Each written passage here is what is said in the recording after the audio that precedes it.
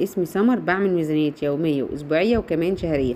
ميزانياتي بتبتدي من أول 100 جنيه لحد 1000 و2000 جنيه أسبوعيا، وبنجدد فيها يوميا على قد ما نقدر. وكمان بعمل أكلات اقتصادية من أول 100 جنيه لحد 100 و150 جنيه، تشمل كل الفئات والمستويات. أكلنا كله صحي. يلا أقولك أنا جبت إيه وعملت إيه ب83 جنيه. أول حاجة جبتها نص كيلو كبدة عصافير مستوردة من عربية القوات المسلحة أو من أي بتاع مجمدات.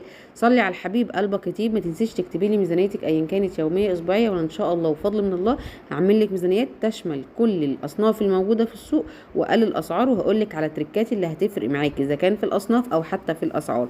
نص كيلو كبده عصافير جبته من عربيه القوات المسلحه، هي مستورده زي ما قلت لك مش بلدي.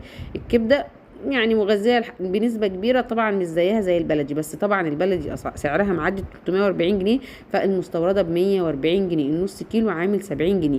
الطحينه دي انا كنت عاملاها في البيت من معلقتين طحينه، حولتها ل2 كيلو، وانت اللي بتتحكمي في السمك بتاعه اذا كانت خفيفه او تقيله زي ما انت عايزه. خليها من معلقتين 2 بس، او بمعنى اصح ب 15 جنيه. الفيديو موجود كامل على الصفحه، ولا هتبوظ ولا هتعفن منك طالما الدقيق عندك مش مركون.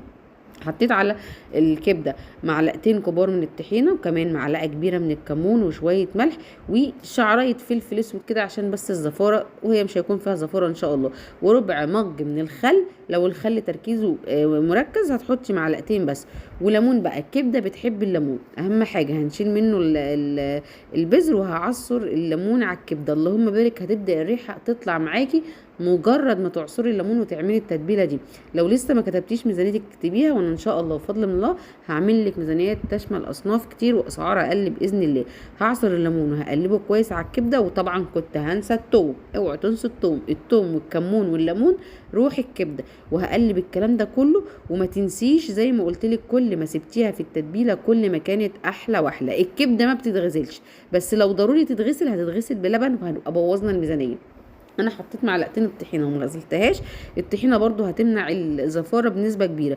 انا حسيت ان هي عايزه طحينه تاني فحطيت تاني. عجون الطحينه ده كان تقيل، انا المره دي عملت الطحينه معاكم تقيله، عملتها مره تقيله ومره خفيفه. وزي ما قلت لك كنت هنسى التوم، هحط معلقه توم كبيره كده وهقلبها. كل ما الكبده قعدت في التتبيله دي هتلاقي الصوص اللي انت عملتيه نشف وشربت من التتبيله، وهتبقى احلى. انا صراحه كنت مستعجله عليها فما سبتهاش اكتر من ربع ساعه تلت ساعه بالكتير، وبرضو هتلحق ان شاء الله تتشرب وهيبقى طعمها حلو. وشويه الفلفل دول عاملين 5 جنيه. 70 جنيه كبده، 5 جنيه فلفل حامي على بارد اللهم بارك. وتقدري تجيبي الخضار من عربيه وزاره الزراعه او المحميه الزراعيه هتجيبي باقل الاسعار واللهم بارك. حلو. الكياس بتبقى معموله جاهزه ومتغلفه ومتبكته، الكيس مربوط كده. الكيس اللي مش عاجبك بتقدري تبدليه وانت واقفه وتقولي له معلش هات كيس تاني. ايا كان بقى الميزانيه اللي معاكي، هناك بيبيعوا الاسعار اقل من السوق ب10 و5 جنيه في كل صنف عن المعتاد. يعني للطماطم ب25 هتلاقيها هناك ب20. المهم همسك الفلفل ده هقطعه معاكوا جوليان، وما تكتريش في السبايسي. ولو حطيتي قرن فلفل سبايسي وانت بتتبلي الكبده، عايزه اقول لك اللهم بارك، هتشرب بقى من الفلفل الحامي ده. وتركايه حلوه هتفرق معاكي قوي قوي. زي ما قلت لك هقص الفلفل كله وهقطعه الاشكال اللي انا عايزاه، وفي طاسه سخنه هولع عليها معلقتين زيت يسخنوا قوي قوي قوي يقدحوا زي ما قلت لك. وهنزل بالكبده، ولما تنزلي بالكبده اوعي تقلبيها. هنا الكبده كانت قاعده تلت ساعه، بدات تشرب زي ما انت شايفه السائل اللي احنا عملناه بينشف اهو. كل ما سبتيها كل ما كانت احلى.